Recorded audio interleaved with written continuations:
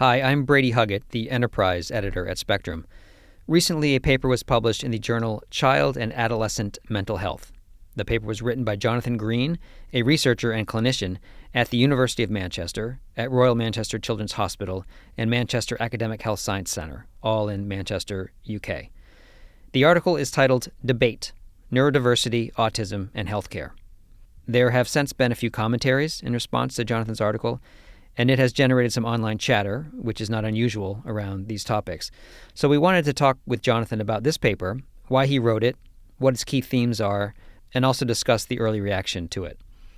That's what I've done. That's the focus of this interview. We talked on August 3rd, 2023, morning for me and mid-afternoon for Jonathan in Manchester.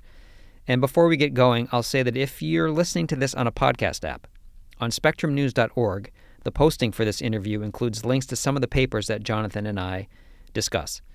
So that's all you need to know. We'll start here, where I'm asking Jonathan how this paper came about.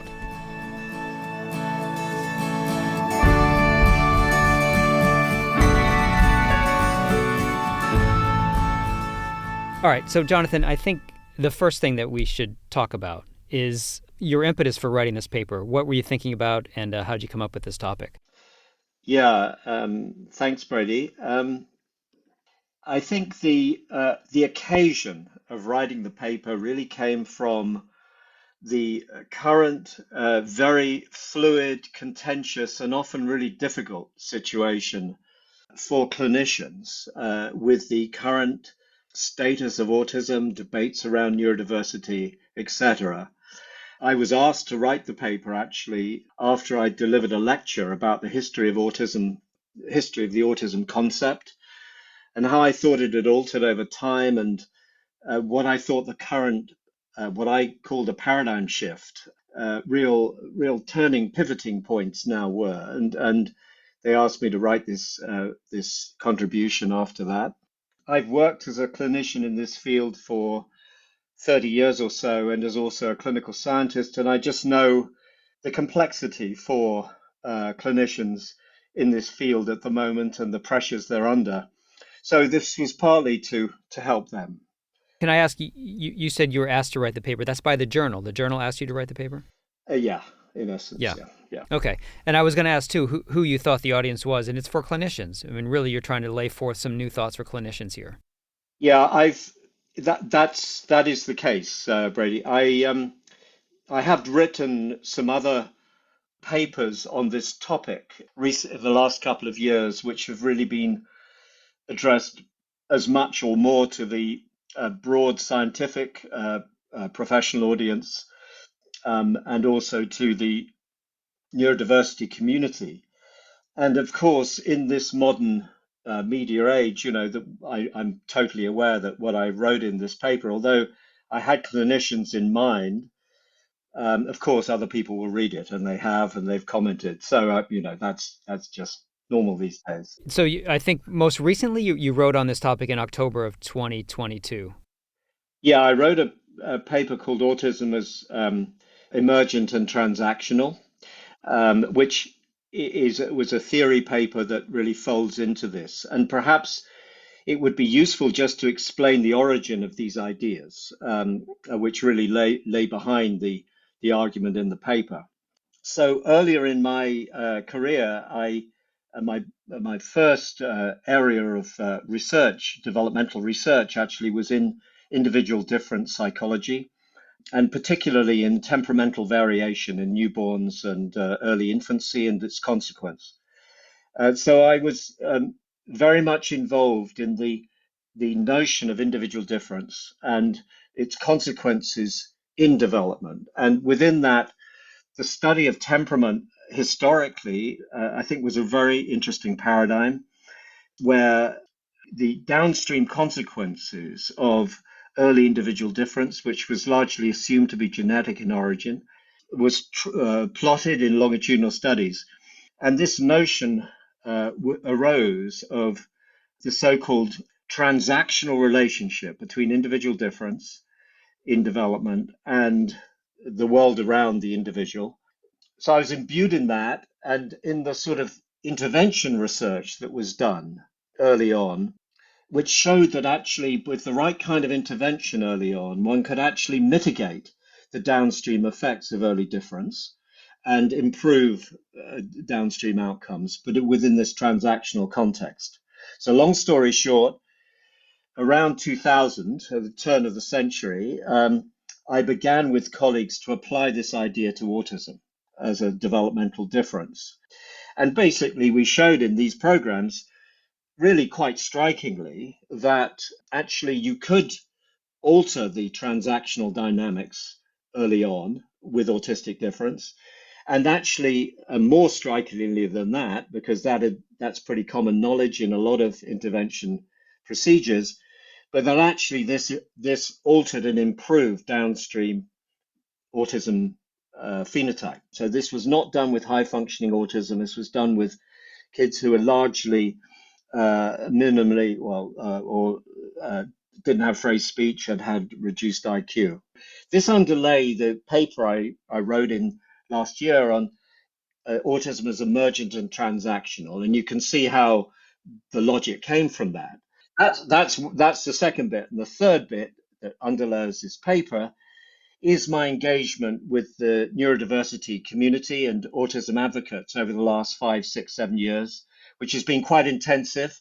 And I've really engaged them quite deeply in phenomenological work and thinking about their own experience and understanding the neurodiversity community and advocacy movements. And all of those three things together then led me to the kind of position that I'm talking about in the paper here. And so it's okay, those are the roots. And you sort of applied this to our current moment, if you will. And I think early in the paper, you said that there is a receding horizon for the scientific goals around autism, which I thought was a really interesting way to say it. Can you sort of expand on what you mean by that idea that this is a receding horizon? That was put sort of purposefully like that to just I think I mean one anecdote to exemplify it. When I first worked in autism seriously in the 90s, I was part of the first large international autism genetics consortium, which was looking at molecular genetics and at a big population level and big data. And we started out, I mean, I was junior in the consortium, but which was led by Michael Rutter at that time. But I realized that it started out with basically a modeling that there would be probably 6 genes of main effect that would actually determine autism. That's where it was at the time, around 1995, right? And what I've seen in that consortium, and we've seen over the time, of course, is that that wasn't the case. That we've now got maybe 1,000 genes of small effects, CNVs, plus, of course, a proportion like 14% or so of single gene disorders of main effect that are associated with autism. So, but if you look at common familial autism, this is a polygenic condition. And so there's a receding horizon on the genetic silver bullet, right, which is what we started with. There's also a receding horizon on biomarker identification, not only at genetic, but at a neuroscience level. So I've been involved in a lot of the early baby SIBS projects in terms of early neurodevelopmental studies. Bottom line, we haven't got a simple early marker, predictive marker for autism in that sense. So that's what I mean by a receding horizon, Brady.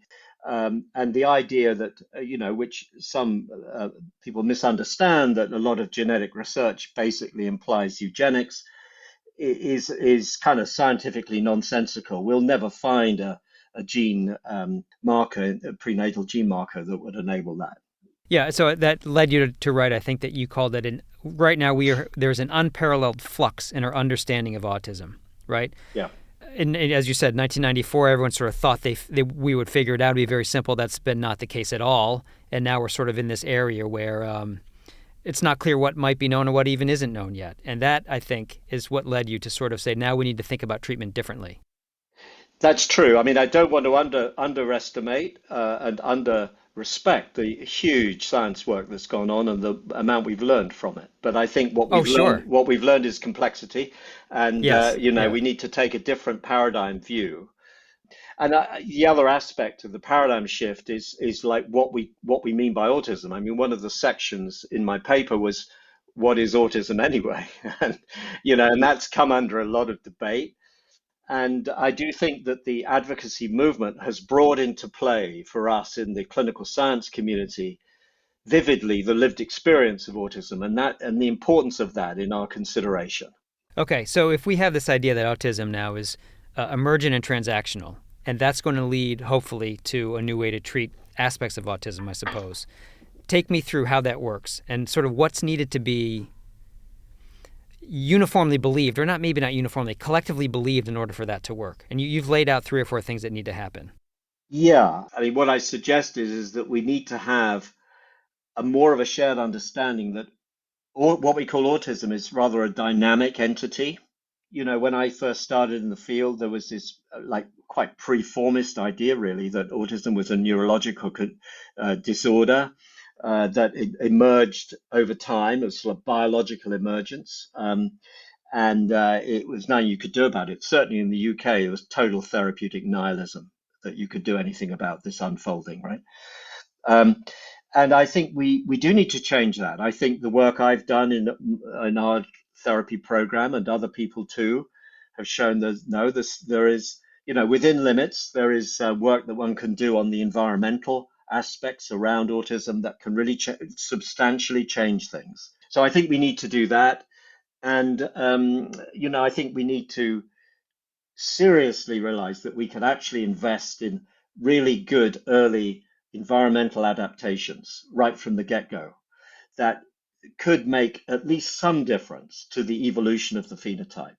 And I've suggested in the paper that we really need to recast our intervention model to be much more proactive, more preventative in orientation, rather than reactive and firefighting, which is so much of what goes on at the moment. But there's also the need, and this is another aspect of the paper, we need to avoid culture wars around, fighting about what autism is, and which is a really unfortunate aspect at the moment. And so I wanted to try and create a kind of shared language model that would be at least reasonably acceptable to both the neurodiversity community and also to the community of adults and parents whose children and adults who have major disability.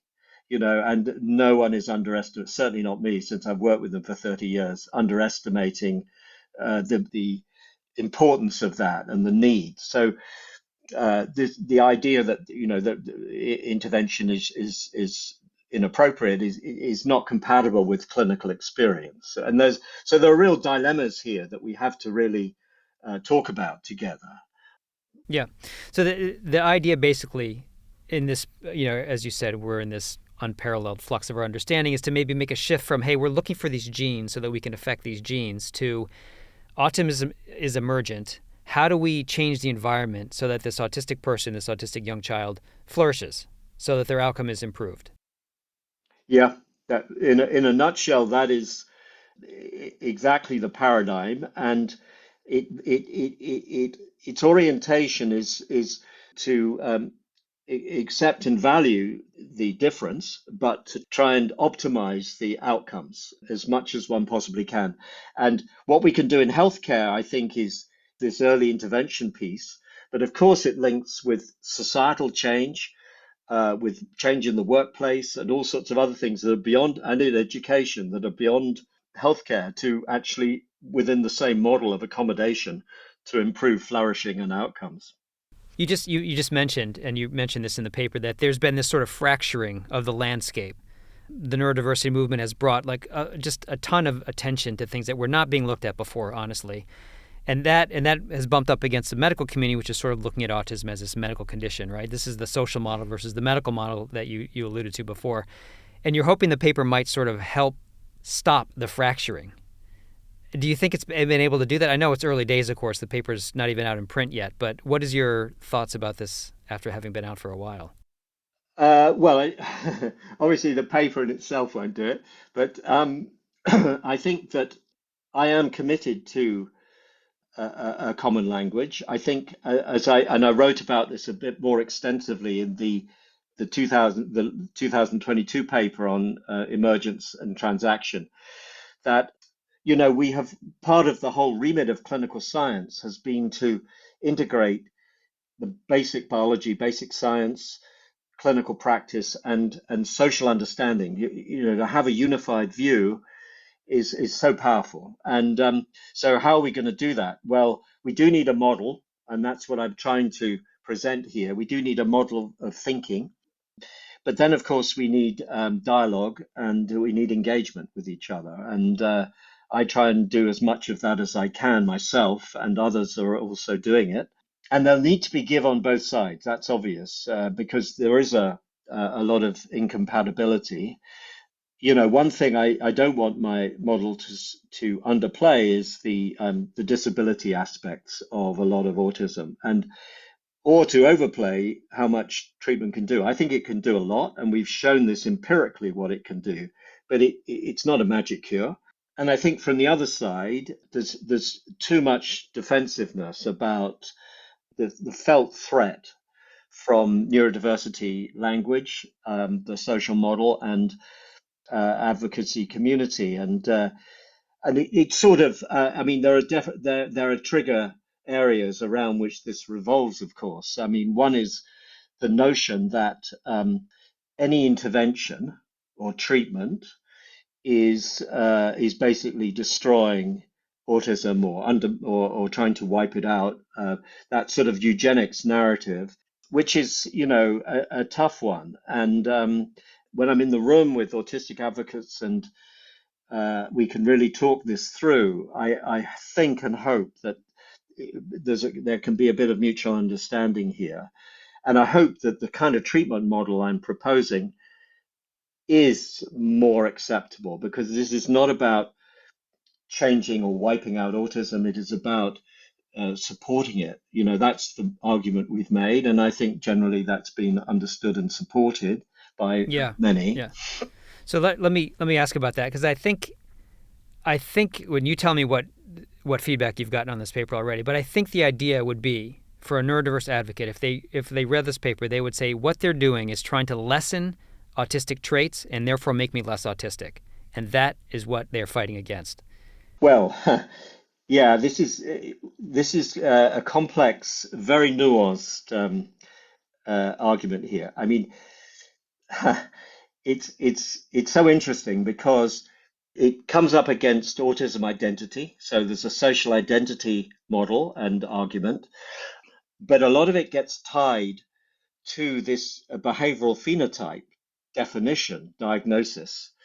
Now, this is a complex argument because if people then say, well, no, you're taking away my autism identity, what I say is, no, I'm not. I'm really not doing that. But the nature of autism development is like all our developments, all our identity develops in over time. None of it's preformed. None of us have a preformed identity, and I don't believe autism identity is preformed either. And so one has to take this developmental argument. But of course, in the social space, autism identity is a binary and it's a valued identity, and so that is a very real dialogue and challenge, a mutual challenge, I'd say. But from a, I think what I'd be saying, and this is where I think the phenomenology is important, is that we actually think from the phenomenology work that we've done that the core neurodivergent phenotype may lie slightly behind what the behavioral phenotype currently tells us. So that if you listen to autistic people and their experience, actually their experience it doesn't really map onto the DSM category. Their experience is of an overwhelming world, a huge sensitivity, which often has great benefits as well as difficulties associated with it, an attentional style, which is highly focused at times and then feels pretty chaotic at other times, but again has some very powerful strengths to it. And all of this, of course, is from the verbal advocacy, and this is often what's criticized about it. It's not representative, but it's a very important group, and these people can tell us what it feels like to be autistic. And what they tell us doesn't map onto DSM very well. We may want to alter the phenotype a bit, which may in turn alter what people think of as the autistic identity. And it's not the same as the ADOS thing that we measure and that we change. Because what I'm arguing is that what we are changing is downstream effects, which is not quite, which is slightly different. So it's a subtle argument, but I hope that's clear. And one other thing I want to say is that intellectual disability associated with autism is another big issue here. So that for children who are and adults who are non-communicative, who have or non-speaking, who are really cognitively delayed and autistic, what's their lived experience? Is that a very different kind of thing? And a lot of the time we just don't know that because we haven't been creative enough in being able to access their experience. And I think that is an area that we're going to need to really look at. I wanted to ask a thing too, because you mentioned in the paper, you actually mentioned that you worked on another paper with three autistic colleagues of yours, and you sort of went back over your earlier lives, and you realized there were some similarities in the way that you developed versus the way they developed, and also some differences. But on this paper, you're the only author. But did you run this past some of those same colleagues? Yes, yes. These ideas have been talked about with them. I mean, I'm not saying that they would agree with everything I've written here, but they are familiar with with the model that I've put forward, and I think I've learned a lot from them, which has also illuminated the model. So Joe Bavertz, who I reference in the article, is one of those colleagues that I wrote that paper with. So I'm not claiming they'd sign up to this, but I hope that this is something. My informal feedback is that this is something that's at least to some of those colleagues is an acceptable kind of way of framing the thing. Yeah. Yeah, a couple of things I want to ask you, and then we're done. But one is, what feedback have you seen? Again, it's not out in print, but it is online, and as you said, it has been disseminated widely. What feedback have you seen? I mean, I have seen people online saying things like, "This is eugenics," as you mentioned, right?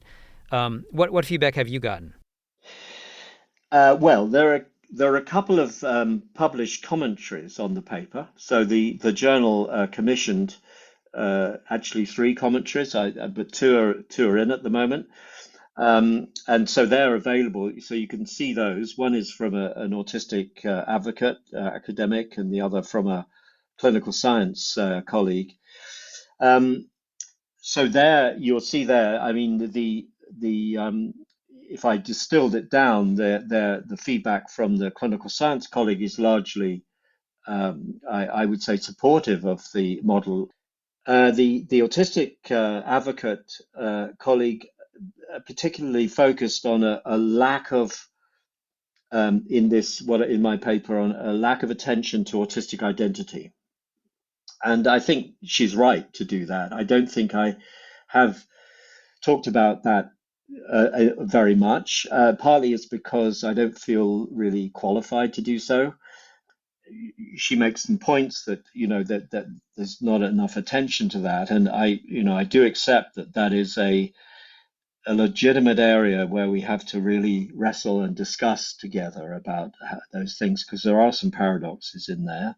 Otherwise, online, yeah, there's been some of the sort of Twitter commentary around eugenics, which is, I think is a bit. It's like anything that suggests intervention at this current time can provoke that kind of feedback, and I hope I've tried hard to explain why I think that the kind of intervention certainly that we are talking about here, its aim is to validate and to support neurodiversity rather than get rid of it. Yeah, So yeah, you do one does one's best with that. yeah. So just the final question. This paper mentions neurodiversity throughout, and the word has, grown exponentially since it was first coined. And I think that everybody has their own definition of what that word means. And I'm wondering how you would define neurodiversity.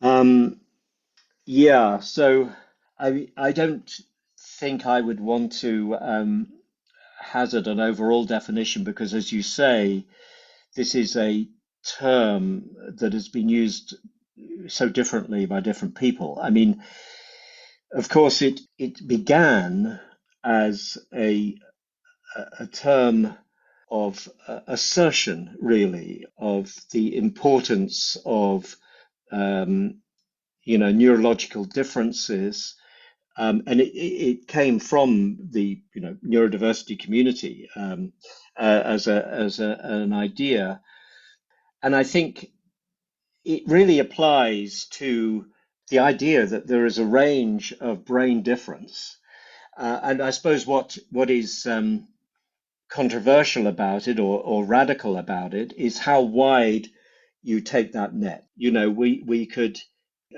think about dyslexia, dyspraxia, dyscalculia. These things are all very, and they're not really pathologized, as it were, really within the developmental science. And then you can think about ADHD, another neurodevelopmental condition that is, as it were, quotes pathologized, intellectual disability, Tourette's syndrome, anorexia, schizotypy. So it's how broad you embrace the differences here.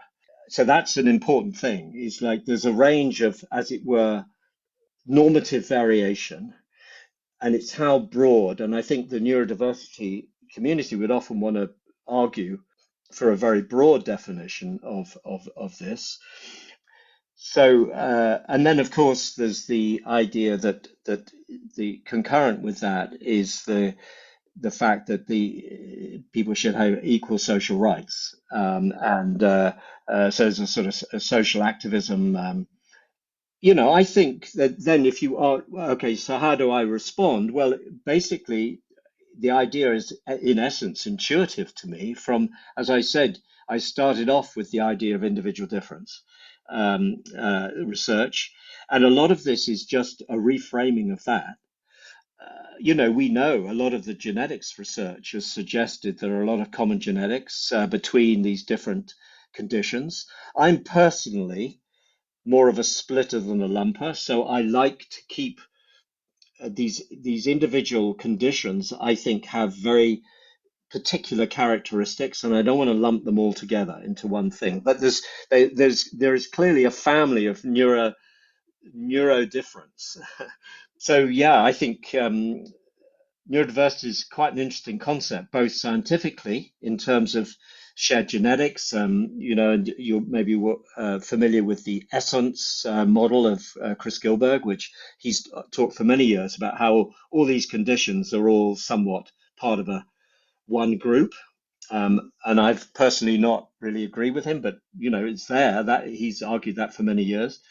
And I don't think there's a big difference between that and a lot of what the advocacy community say from their own lived experience perspective, to be honest. And I think we can learn a lot from each other about that. That was one of the longest definitions of neurodiversity I've ever heard, but a complex one. I like it. Thank you.